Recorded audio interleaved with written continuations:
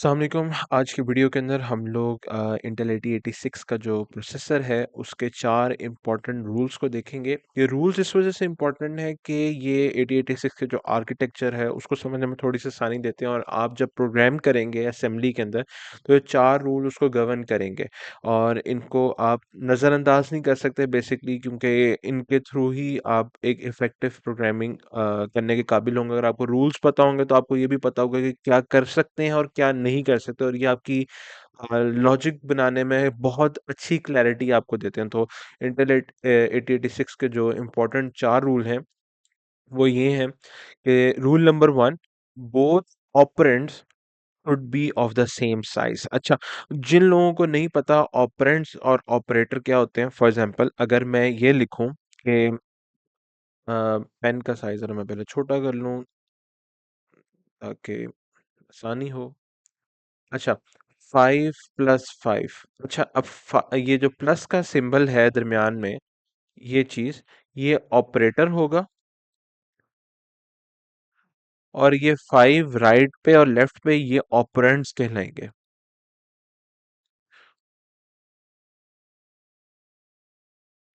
Operator जो operation perform करेगा, operands जिनके ऊपर ऑपरेशन परफॉर्म हो रहा होगा।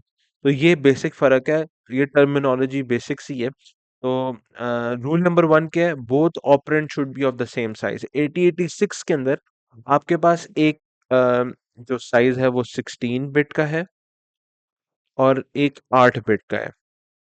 यानी अगर आपका AX रजिस्टर है वो 4 निबल पे 4 निबल पे बेस करता है, और एक निबल, क्योंकि निबल जो है, एक निबल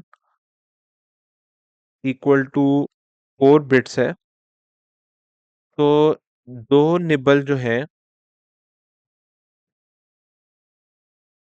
वो आपके मिलके बनेंगे 8 बिट के।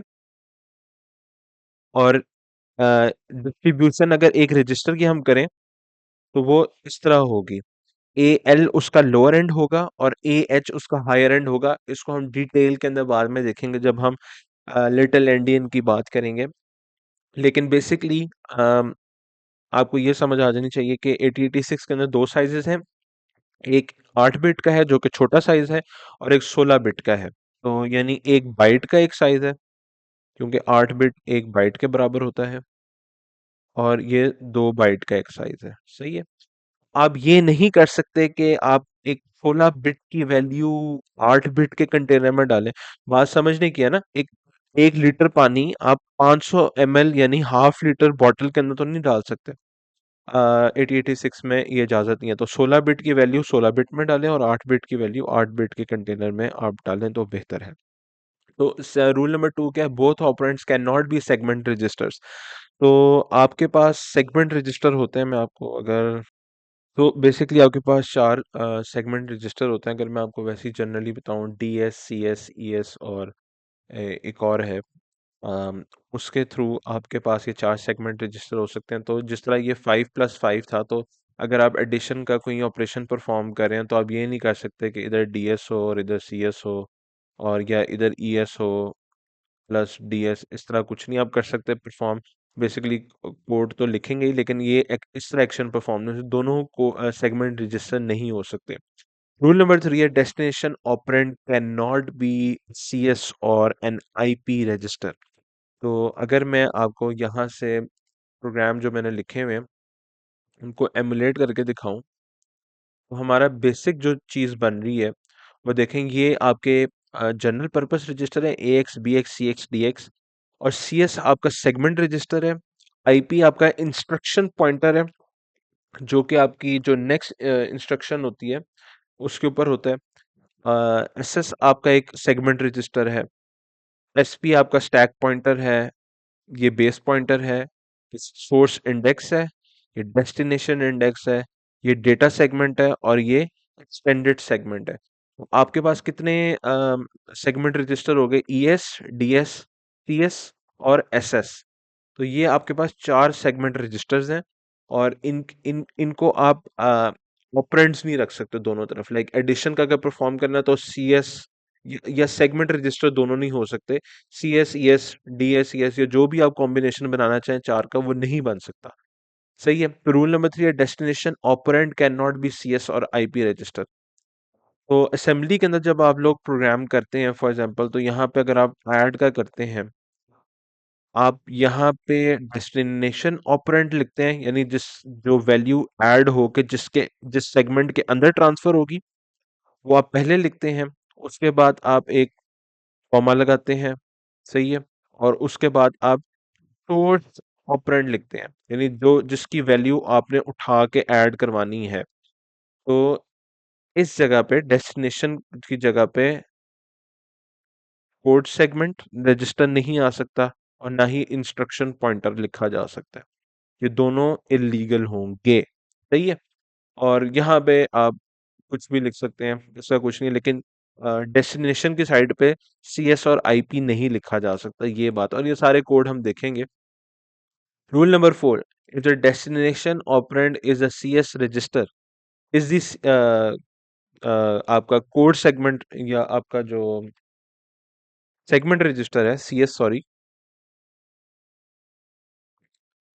सेगमेंट रजिस्टर जो है आपका सेगमेंट रजिस्टर है, then the source operand can not be an immediate value. अगर तो आप जो है सेगमेंट रजिस्टर यूज करें, हमारे पास चार सेगमेंट रजिस्टर है ना, CS SS DS और ES। तो CS को तो आप एज अ डेस्टिनेशन तो यूज ही नहीं कर सकते, तो इसको अभी आप छोड़ दें। SS DS और ES का जो बारे में बात हो रही है वो ये हो रही है कि अगर आप इनको यूज करें ना किसी जगह पे, सो इनके साथ इमीडिएट वैल्यू नहीं आप इनके अंदर ट्रांसफर करवा सकते, वो हम देख लेते हैं। तो अगर मैं ये करूं कि मूव DS 0x1111, ये 16 बिट का नंबर है, ये भी 16 बिट की सेगमेंट रजिस्टर है। तो वो कह रहे हैं कि जी ये इलीगल है, ये नहीं हम होने देंगे। ये आर्किटेक्चर जो है ना 8086 का ये अलाउ नहीं करता। तो तरीका क्या है उसका? ये तरीका ये है कि आप इसको जो है किसी भी जनरल पर्पस रजिस्टर के अंदर पहले मूव करवा लें। जनरल पर्पस रजिस्टर कितने हैं जी हमारे पास? जनरल पर्पस रजिस्टर है हमारे पास चार, AX, BX, CX और DX हमारे पास जनरल पर्पस रजिस्टर है। पहले क्या आप करेंगे? मूव AX के अंदर 0x1111, मूव, अब DS के अंदर आप यहाँ पे मूव करवा सकते हैं AX। ये लीगल है, ये अलाउड है। सही है। ये ऊपर जो तरीका है ना ये अलाउड नहीं है आपको। सही है। तो CS को आप डेस्टिनेशन में नहीं रख सकते, इनको आप डेस्टिनेशन में रख सकते हैं, लेकिन आप इनके अंदर इमीडिएट वैल्यू मूव नहीं कर सकते। तो चारों को जरा हम गो थ्रू एक दफा दोबारा कर लेते हैं। Both operand should be of the same size. 16 है तो 16 यहाँ पे आएगा, यहाँ पे 16 है तो इसको यानी 16 को आप 8 बिट के अंदर नहीं रख सकते, बेसिक लॉजिक है। सही है। तो both operands can not be segment register, segment register दोनों तरफ नहीं आ सकते सोर्स और डेस्टिनेशन के अंदर। डेस्टिनेशन ऑपरेंड यानी डेस्टिनेशन जो है ना आपका जो रजिस्टर है वो CS और IP रजिस्टर नहीं हो सकता, ये अलाउ नहीं है। Rule number 4, if the destination operand is a segment register, अगर तो ये सेगमेंट रजिस्टर है, CS तो अलाउ नहीं है, लेकिन ES है, SS है या DS है, अगर वो डेस्टिनेशन के जगह पे पड़ा हुआ है, देन द सोर्स ऑपरेंड जो सोर्स जहां से हम ले रहे हैं ना वो ऑपरेंड, वो एक वैल्यू नहीं हो सकती। एक वैल्यू आप उसके अंदर डायरेक्टली मूव नहीं करवा सकते, आपको वैल्यू को जो है पहले मूव करवाना पड़ेगा एक जनरल पर्पस रजिस्टर के अंदर, या जिस भी चीज के अंदर आप मूव करवाना चाहें उसको पहले उधर मूव करवाएंगे, फिर आप उसके अंदर मूव करवा सकते हैं। ये चार रूल हैं, इनको गो थ्रू कर लेते हैं एक दफा कोड के साथ ही। कोड खोल लेते हैं। अच्छा, बेसिक प्रोग्राम है यहाँ पे। बेसिक प्रोग्राम है आपका dot model small dot stack 100 dot data dot code, और उसके एंड में डॉट एग्जिट है। अच्छा, डॉट कोड के बाद और डॉट एग्जिट से पहले हम अपना कोड लिखते हैं, और उससे पहले हम एक लाइन लिखते हैं मूव AX एड डेटा। ये सिर्फ सेगमेंट जो डेटा सेगमेंट होता है उसको एक्टिव करते हैं हम इस तरह। तो AX के अंदर ऐड डेटा मूव किया और उसको DS में मूव किया, तो ये हमारा चौथा रूल था जो हम कर रहे थे कि हम डायरेक्टली ऐड डेटा लिख के DS में मूव नहीं करवा रहे हैं, हम उसको एक रजिस्टर के थ्रू एक इनडायरेक्ट मैनर के अंदर हम उसको मूव करवा रहे हैं। सब अच्छा, रूल नंबर वन। अच्छा, उससे पहले अगर आप कमेंट लिखना चाह रहे हैं, फॉर एग्जांपल एक प्रोग्राम लिखते हुए अपने जहन के लिए कि मैंने क्या लिखा है कोड, उससे पहले एक कमेंट या उसके दरमियान कमेंट किसी जगह पे, तो आप सेमी कॉलन का यूज कर सकते हैं। तो मैंने यहाँ पे लिखा हुआ use semicolon to add comments. अच्छा जी, रूल नंबर वन जो हमने देखा था कि 16 के अंदर 16 मूव करेंगे, ए एक्स के अंदर 0x1 1 1 1 मूव करवाया। तो ये जो है जब हम इस तरह 0x के थ्रू मूव करवा रहे हैं, तो कैलकुलेटर हम पकड़ लें। अच्छा, ये हेक्स वैल्यू जो हमने मूव करवाई है, तो जब हम 0x लिखते हैं तो हेक्स वैल्यू बन जाती है। तो 1111 हम ए एक्स के अंदर मूव करवा रहे हैं इस तरह।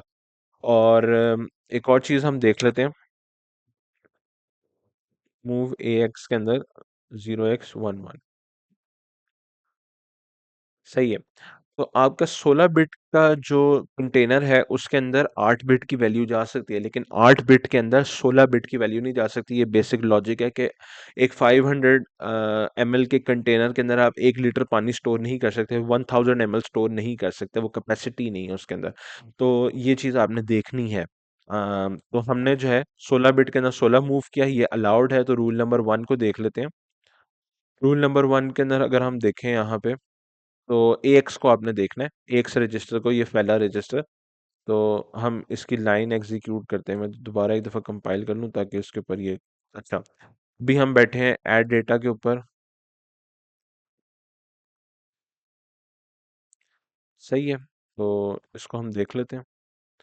मूव किया, अच्छा, ये हमारी पहली लाइन आ जाएगी जो कि हम एग्जीक्यूट करेंगे, ये वाली। तो AX के अंदर 1111 आ जाना चाहिए, हाई हाई H वाली जगह पे भी 11 और L वाली जगह पे भी 11। ये देखें 1111। अब हम AX के अंदर से 11 मूव करेंगे जिसका आपको पता नहीं चलेगा। तो यहाँ पे अगर हम इसको 22 कर लें, सही है। अब यहाँ पे अगर हम AX के अंदर 0x22 मूव करवाएं, तो वो लोअर बिट के अंदर जाएंगे, क्योंकि अगर आप एक 16 बिट के कंटेनर के अंदर भी या 16 बिट के रजिस्टर के अंदर भी आप एक वैल्यू मूव करवा रहे हैं जो कि 8 बिट की है, तो वो लो एंड पे जाएगी, वो राइट हैंड साइड पे मूव करेगी, अनलेस यू स्पेसिफिकली मेंशन के AH में मूव करो या AL में मूव करो। सही है। या उसको लोअर एंड में मूव करो या हायर एंड में मूव करो। ये हमारा बेसिक रूल नंबर वन था जो हमने देख लिया, कि both operand should be of the same size. अच्छा, इलीगल भी मैं आपको इसको इसके अंदर करके दिखा दूं कि जो कि अलाउ नहीं है।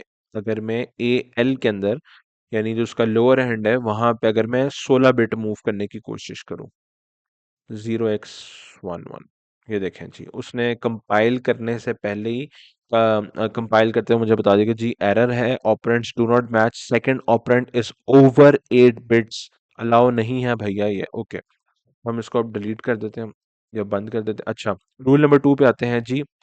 Both operands can not be segment registers. तो यहाँ पे मैंने एक ES रखा हुआ है, एक्सटेंडेड सेगमेंट, और एक DS रखा हुआ है, डेटा सेगमेंट। ठीक है, इन दोनों को जो है अब हम मूव करवा रहे हैं एक दूसरे के अंदर, लेकिन इसको कमेंट खत्म करते हैं। ये देखें जी, segment register can not go together, उसने भी एरर दे दिया, तो ये इलीगल है आर्किटेक्चर के हिसाब से। Okay, rule number three, AX में हम मूव करवा रहे हैं 0x-tetra 1 या 0x1111, और कोशिश करते हैं कि CX में मूव करवा दें। रूल नंबर थ्री था हमारा कि जी CS और IP के अंदर वैल्यू मूव नहीं करवाई जा सकती। तो इसको देखते हैं करके, अलाउ करता है हमें CX। CS can not be modified directly, use for jump और कॉल। सही है, तो वो अलाउ नहीं कर रहा उसको इस तरह एडिट करने का, तो ये भी हम नहीं कर सकते। रूल नंबर फोर, वो ये था कि जी अगर सेगमेंट रजिस्टर जो हमारे पास अलाउड है, डेटा सेगमेंट, ES और SS सेगमेंट, उनको हम डायरेक्ट नहीं करेंगे, हम इनडायरेक्ट एड्रेसिंग करेंगे उनकी। सही है।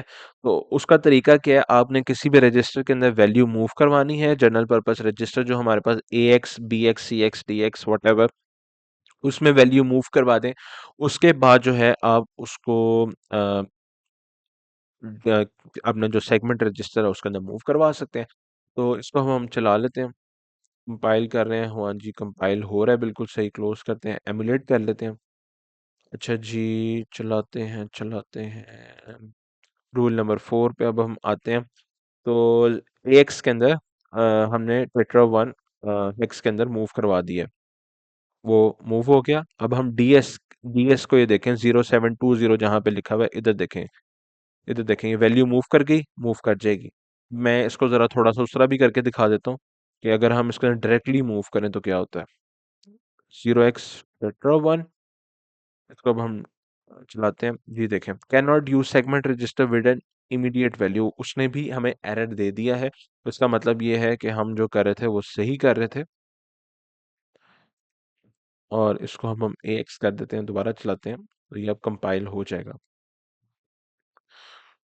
देखें सही है। सो बेसिक रूल्स थे हमारे इसके 8086 के। आई होप आपको समझ आई होगी, इनको ज़रूर फॉलो कीजिएगा। अगर आप फॉलो नहीं करते तो बहुत सारे इश्यूज आ सकते हैं, और पहली बात तो कोड ही नहीं चलेगा। लेकिन इनको ज़रूर फॉलो करें, ये बेसिक नॉलेज है। और आप जब कोड कर रहे होंगे तो आपकी जो लॉजिक बिल्डिंग है वो बहुत इफेक्टिव हो जाती है जब आपको रूल्स का पता होता है। क्योंकि आर्किटेक्चर या जो भी प्रोग्रामिंग लैंग्वेज जिस बंदे ने डिज़ाइन किया उसके उसने चंद एक रूल्स डिफाइन किया, उन रूल्स के बारे में आपको पता होगा। फिर आपको पता होगा कि आपने जब प्रॉब्लम का सॉल्यूशन डिफाइन करना है या प्रॉब्लम के सॉल्यूशन की तरफ जाना है, तो इन रूल्स को ज़हन में रखते हुए आप एक बेहतर सॉल्यूशन और बेहतर लॉजिक बिल्ड कर सकेंगे। सो आई होप आपको इस वीडियो की समझ आई होगी। Hope to see you in the next one. Till then, अल्लाह हाफ़िज़।